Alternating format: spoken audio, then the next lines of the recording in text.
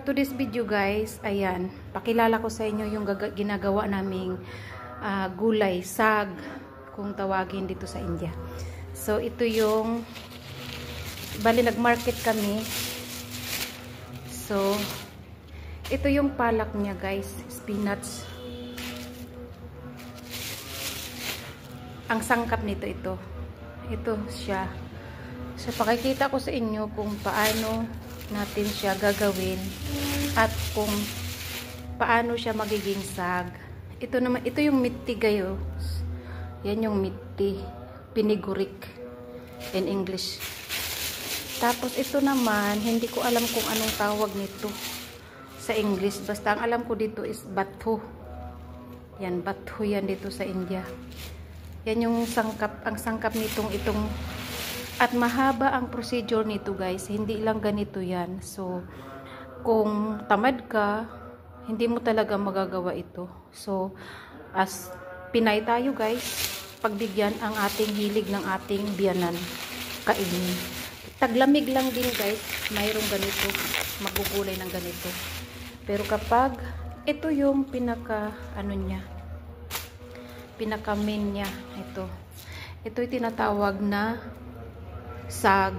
Ito yung sag, then palak in India, then mitti, danya.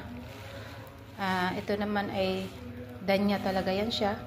Danya, and this one is parsley yan guys sa atin.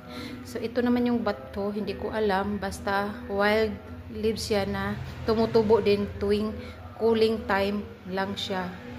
Taglamig lang din siya pwedeng tumubo sa, kahit na hindi mo na siya itanim, kusang tutubo ito sa mga patatasan na gula ng taniman ng mga patatas. Kusa siyang tumutubo guys na itong bato na ito. So ayan guys.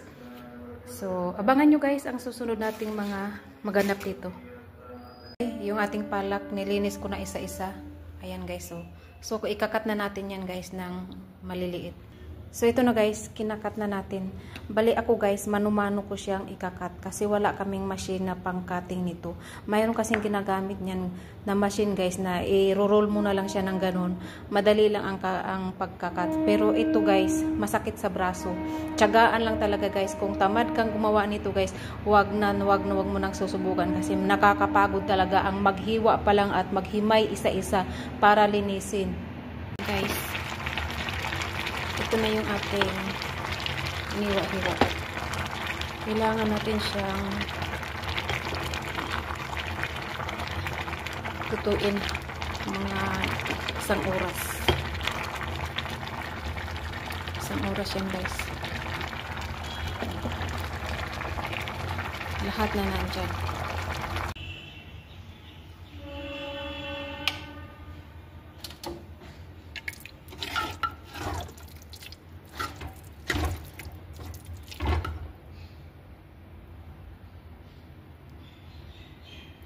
Sangkap natin guys, igisa na natin yung ating sag.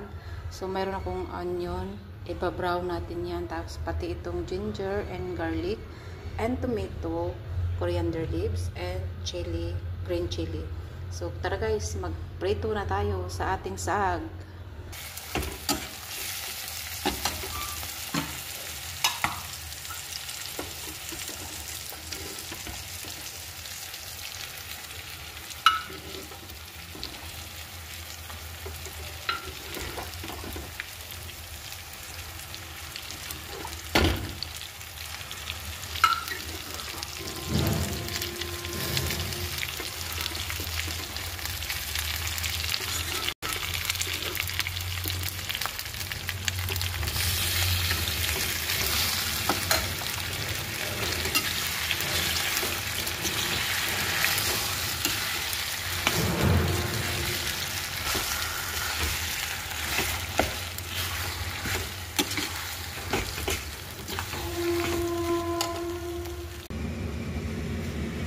Ito yung partner guys ng sag, corn,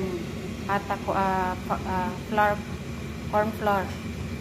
Yan yung ano guys, yan yung pang partner ng sag natin. Ayan guys, partner yan.